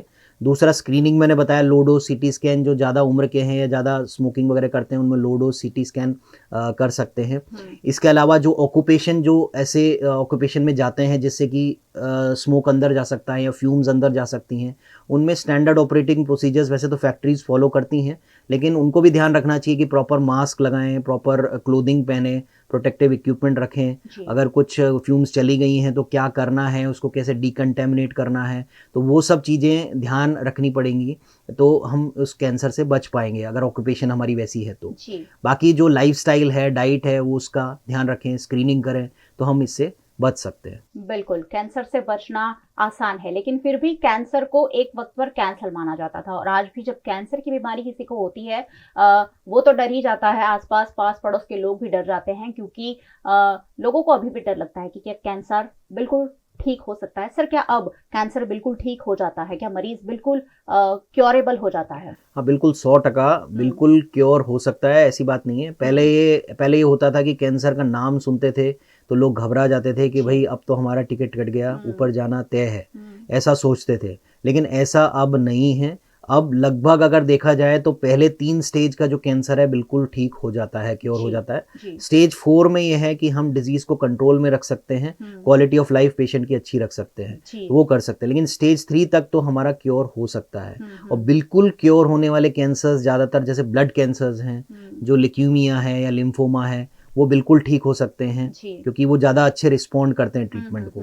दूसरा, सॉलिड कैंसर्स में जैसे जर्म सेल ट्यूमर्स हैं, या अर्ली स्टेजेस में जैसे मैंने बताया ब्रेस्ट कैंसर है, कोलोन कैंसर है, ओवरी कैंसर है, या फिर जो है कोरियोकार्सिनोमा है, या फिर early limited stage small cell lung cancer है, तो ये सब कैंसर्स जो होते हैं ये बिल्कुल ठीक हो सकते हैं। इसके अलावा बच्चों में भी कुछ कैंसर जैसे रेटिनोब्लास्टोमा है, विल्म्स ट्यूमर है, न्यूरोब्लास्टोमा है, ये बिल्कुल ठीक हो सकते हैं। तो ये कैंसर्स बिल्कुल ठीक हो सकते हैं। इसके अलावा अपन ये ध्यान रखें कि भाई जो मोस्ट कॉमन कैंसर्स हैं, जैसे कि मैंने बताया ओरल कैविटी है, ब्रेस्ट है, सर्विक्स है या लंग है, तो उनके जैसी सिम्टम्स अगर आते हैं, सिम्टम्स जैसे ब्रेस्ट कैंसर का कि भाई ब्रेस्ट में कोई गांठ है या बगल में कोई गांठ है या निपल से कोई डिस्चार्ज हो रहा है या स्किन का कलर चेंजेस हुआ है, कुछ इस तरह का कुछ हुआ है, तो अपन सोच सकते हैं कि भाई ब्रेस्ट कैंसर हो सकता है, तो तुरंत डॉक्टर को मिले। लंग कैंसर में खांसी रिपीटेड लंबे टाइम से है या सांस में तकलीफ है, वजन बहुत ज़्यादा कम हो गया एकदम से, और इसके अलावा छाती में कहीं दुखाव है, बोलने में तकलीफ है, तो ये सब चीज़ें लंग कैंसर की हो सकती है, तो तुरंत डॉक्टर को मिले। ओरल कैविटी के सिम्टम्स मैंने बताया आपको, तो उसमें भी तुरंत मिले। सर्विक्स कैंसर में नीचे से सफ़ेद पानी आना या ब्लीडिंग होना, तो वो सर्विक्स कैंसर के सिम्टम्स है। तो इस तरह के कुछ सिम्टम्स अगर हैं तो तुरंत डॉक्टर को मिलना चाहिए। जी, तो अगर फौरन निदान हो जाता है और ट्रीटमेंट मिल जाती है तो कैंसर बिल्कुल क्योरेबल है। और वर्ल्ड हेल्थ डे की सीरीज में हम कैंसर पर, अलग अलग कैंसर पर बात कर रहे हैं। हमने जाना कि रिस्क फैक्टर क्या है, उसका निदान कैसे हो सकता है, बचा कैसे जा सकता है, और बात अब आती है ट्रीटमेंट पर। कीमोथेरापी और टारगेटेड इम्यूनोथेरापी, ये कुछ ट्रीटमेंट है, क्या फ़र्क होता है सर इसमें, और क्या इसके फ़ायदे और क्या साइड इफ़ेक्ट्स हैं? हाँ, कीमोथेरेपी तो जैसे हम जानते हैं कि कीमोथेरेपी कुछ ऐसी बॉटल होती है जो नस से लगाते हैं, नस से भी लगा सकते हैं या आईएम मसल में भी लगा सकते हैं या चमड़ी में भी लगा सकते हैं या ओरल टैबलेट्स भी हो सकती हैं। तो कीमोथेरेपी इस हिसाब से देते हैं, या जैसे वीकली, 2 वीकली, 3 वीकली, 4 वीकली, या जैसे रेजिमेंट होते हैं, जैसे 1 दिन का रेजिमेंट होता है, 2 दिन का होता है, 3 दिन का होता है, 5 दिन का, तो इस फॉर्म में रेजिमेंट्स होते हैं और इस तरह से वो दी जाती है कि नस से दी जाती है। वो जब नस से शरीर में जाती है कीमोथेरेपी, तो कीमोथेरेपी क्या करती है कि ट्यूमर सेल जो होता है उसको तो किल करती है, इसके अलावा आसपास के जो नॉर्मल सेल होता है उसको भी किल करती है। तो उस कारण से जो साइड इफेक्ट्स जो हम सुनते हैं, साइड इफेक्ट्स नॉर्मल सेल किल होने की वजह से साइड इफेक्ट्स आते हैं। तो कीमोथेरेपी का ऐसे रहता है। कीमोथेरेपी का जो भी डिसीजन हम लेते हैं वो हम पहले ये देखते हैं पेशेंट में कि पेशेंट की उम्र कितनी है, पेशेंट कितना चल फिर रहा है, पेशेंट कितना खा पी रहा है, उसके और कितनी बीमारियां हैं उसको, ठीक है। तो वो सब चीज़ें देख के हम डिसाइड करते हैं कि भाई कीमो क्या करना है, कितना करना है और कितनी डोज में करना है। तो कीमोथेरेपी तो ये है। टारगेटेड थेरेपी क्या है कि टारगेटेड थेरेपी वो ओरल या तो मुंह से लेने वाली या फिर नस से लेने वाली कुछ ड्रग्स हैं जो कि अभी आई हैं, मतलब बहुत टाइम नहीं हुआ। पहले कीमोथेरेपी सबसे ओल्ड है, आजकल टारगेट थेरेपी आई हैं और काफ़ी टाइम से हैं अभी प्रचलन में। तो वो क्या है, सिर्फ टारगेट पे जाके एक्ट करती हैं। उनसे यूजुअली नॉर्मल सेल किल नहीं होता, क्योंकि नाम ही टारगेटेड थेरेपी है। तो उस वजह से साइड इफेक्ट्स इनके एज कम्पेरेटिव टू कीमोथेरेपी कम रहते हैं। रिस्पॉन्स रेट्स अगर देखा जाए तो लगभग बराबर या ज़्यादा आ सकते हैं। इससे जैसे कि लंग कैंसर है, ब्रेस्ट कैंसर है, प्रोस्टेट कैंसर, इनमें काफ़ी टारगेटेड थेरेपीज आ गई हैं। तो ये टारगेटेड थेरेपी है। फिर इम्यूनोथेरेपी में, इम्यूनोथेरेपी ज़्यादातर इंजेक्शन फॉर्म में होते हैं। इम्यूनोथेरेपी क्या है, नाम से ही पता लग रहा है इम्यूनोथेरेपी, मतलब वो शरीर में जाकर अपनी इम्यूनिटी को बढ़ा देते हैं। हम जानते हैं कि कैंसर में इम्यूनिटी कम हो जाती है, तो ये इंजेक्शंस क्या करते हैं, अंदर जाके इम्यूनिटी को बढ़ा देते हैं। तो इनके भी जो है ये भी जैसे इम्यूनिटी उस पे एक्ट करते हैं, तो इनके भी as comparative to chemotherapy side effects कम रहते हैं। तो साइड इफेक्ट्स कम रहते हैं, तो ये भी धीरे धीरे जो है ज़्यादा प्रचलन में आ रही हैं। ये ज़्यादातर शुरुआत में तो अभी 4th स्टेज में यूज़ में आती थी, लेकिन अभी अर्ली स्टेजेस में भी यूज़ में आ रही हैं। अगर खर्चे का पॉइंट ऑफ से देखा जाए तो कीमोथेरेपी जैसे कुछ थाउजेंड्स में हो सकती हैं, टारगेट थेरेपी कुछ 1000 से लैक्स में जाता है खर्चा, ऐसी इम्यूनोथेरेपी का भी 1000 से लैक्स में जाता है। अब जैसे इम्यूनोथेरेपी बिल्कुल लेटेस्ट है तो उसका खर्चा अभी ज़्यादा है, लेकिन कभी क्या है कि कुछ पेशेंट असिस्टेंस प्रोग्राम्स भी आ गए हैं, उससे ये कम रेट में मिल जाती हैं। तो ये भी थोड़ा खर्चे का डिफरेंस है, ठीक है। तो ये 3 डिफरेंस जो ये मेन डिफरेंस हैं इन तीनों में। और फ़ायदा यही है कि इम्यूनोथेरेपी से लगभग रिस्पॉन्स रेट जो होते हैं लगभग उसके बराबर या उससे ज़्यादा ही आते हैं। तो ये डिफरेंस है। जी, तो कीमोथेरापी, टारगेटेड और इम्यूनोथेरापी अलग अलग थेरापीज हैं जिससे कैंसर का इलाज हो सकता है। सर, आपने HIV एड्स की बात की थी, क्या उसमें भी कोई कैंसर होता है, क्या वो क्योरेबल होता है? हाँ, HIV से मतलब कुछ कैंसर्स हो सकते हैं जो कि HIV पर से मतलब करता है, जैसे वो शरीर में रहता है तो उससे ही कैंसर्स, जैसे कि अपना कपोजी सार्कोमा, चमड़ी का कैंसर, स्किन कैंसर होता है, या सर्विक्स कैंसर हो सकता है जिसकी अपन ने बात करी, या फिर कुछ ब्लड कैंसर जैसे नॉन हॉजकिंस लिम्फोमा वगैरह हो सकते हैं। तो ये सीधे HIV की वजह वजह से होते हैं, कुछ कैंसर्स होते हैं जो HIV की वजह से नहीं होते लेकिन साथ में हो सकते हैं, जैसे कि मेलानोमा है, ब्रेस्ट कैंसर है, या लिवर कैंसर है, या एनल कैंसर है, तो ये सब कैंसर्स इसमें हो सकते हैं। तो HIV में क्या होता है कि अपनी इम्यूनिटी कम हो जाती है, क्योंकि HIV वायरस का संक्रमण हो जाता है तो उससे अपनी इम्यूनिटी कम हो जाती है। तो बेसिकली जो डिफरेंस है कि मतलब एक HIV से कैंसर हुआ है और एक वैसे कैंसर हुआ है, उन दोनों में डिफरेंस ट्रीटमेंट में जैसे ये है कि भाई ट्रीटमेंट तो सेम है कि जैसे ऑपरेशन होना है तो दोनों में ऑपरेशन हो सकता है, लेकिन ऑपरेशन की कॉम्प्लिकेशंस HIV वाले कैंसर्स में थोड़े ज़्यादा रहेगी एज कम्पेयर टू दूसरे वालों में। और इसके अलावा जो ट्रीटमेंट है दूसरा, ट्रीटमेंट में यह है कि सेम जैसे कीमोथेरेपी लगनी है, टारगेट लगनी है, इम्यूनोथेरेपी, वो सब लग सकती है। और साथ में क्या होता है कि हमको कुछ ओरल ड्रग्स जो कि एड्स के अगेंस्ट में, जिसको बोलते हैं एंटी रेट्रोवायरल थेरेपी, वो भी साथ में लेनी पड़ती है। तो उसी से क्या होता है कि जो है एड्स का पूरा कंप्लीट ट्रीटमेंट होता है, वो लेनी पड़ती है, क्योंकि एड्स में क्या होता है इम्यूनिटी कम रहती है तो तुरंत बाहर के इन्फेक्शंस वो पकड़ सकता है आदमी, तो इसलिए उनको प्रिवेंट करने के लिए वो थेरेपी भी साथ में लेनी पड़ती है। इसमें एक जांच होती है तो इसको बोलते हैं एब्सोल्यूट CD4 काउंट, वो हम देखते हैं ट्रीटमेंट चालू करने से पहले। 150 से 200 से ऊपर होता है तो हम ट्रीटमेंट करते हैं। डिफरेंस यही है कि एड्स वाले कैंसर्स में मोर्टेलिटी थोड़ा ज़्यादा, मरण जो है ज़्यादा हो सकता है, कॉम्प्लिकेशंस ज़्यादा रह सकती है। इसके अलावा हमको थोड़ा ड्रग्स का भी, इतनी सारी ड्रग्स क्योंकि HIV की भी रहती हैं दूसरी, तो इंट्रैक्शंस वगैरह देखने पड़ते हैं ट्रीटमेंट में डिसाइड करने के लिए। तो ये थोड़ा मोटा मोटा डिफरेंस है। थोड़ा सा हमारा प्रोग्नोसिस एज कम्पेयर टू दूसरे कैंसर, जब HIV वाले जो कैंसर्स हैं उनमें प्रोग्नोसिस थोड़ा खराब रहता है। जी, तो वर्ल्ड हेल्थ डे की सीरीज में बात हो रही है अलग अलग बीमारियों पर। सर क्या कहना चाहेंगे, कैसे स्वस्थ और तंदुरुस्त रहा जा सकता है, बीमारियों से बचा जा सकता है जब हम ये पूरा वीक अपने स्वास्थ्य पर ही सेलिब्रेट कर रहे हैं? तो मैं तो ये कहूँगा कि लाइफस्टाइल को सुधारें, रिस्क फैक्टर्स से बचें, अच्छा लाइफस्टाइल में जैसे आप फिट रहें, एक्सरसाइज करें, प्रॉपर फ्रूट्स वेजिटेबल्स ज़्यादा लें फूड में, जंक फूड जितना हो सकता है कम लें, और स्ट्रेस से बचें, पॉजिटिव थिंकिंग रखें। ये सब चीज़ें अगर अपन करेंगे। इसके अलावा मैं कहना चाहूँगा कि prevention is always better than cure. तो जो स्क्रीनिंग है उसको अगर अपन अपनाएं, स्क्रीनिंग गाइडलाइंस प्रॉपर फॉलो करें। अगर आपको ज्ञान नहीं है तो डॉक्टर ऑन्कोलॉजिस्ट से मिले, वो आपको स्क्रीनिंग बताएगा कैसे करनी है, और उसको फॉलो करें तो आप जो है आपको फ़ायदा उससे हो जाएगा। तो प्रिवेंशन करिए प्लस रिस्क फैक्टर्स अवॉइड करिए, तो उससे आप एक कैंसर फ्री लाइफ जी सकते हैं। जी बिल्कुल, prevention is always better than cure. तो हमेशा अपना थोड़ा सा ख्याल रख लें। अगर छोटा सा भी चेंजेस बॉडी में होता है उसे नोट डाउन करें और ज़रूर एक्सपर्ट डॉक्टर का संपर्क करें, तो आप बड़ी बीमारी की ओर जाने से बच सकते हैं। वर्ल्ड हेल्थ डे की सीरीज में डॉक्टर कार्तिकेय जैन जो वडोदरा के कंसल्टेंट ऑन्कोलॉजिस्ट है वो हमसे बात कर रहे थे। सर बहुत बहुत शुक्रिया आप हमारे साथ बातचीत के लिए। धन्यवाद, थैंक यू।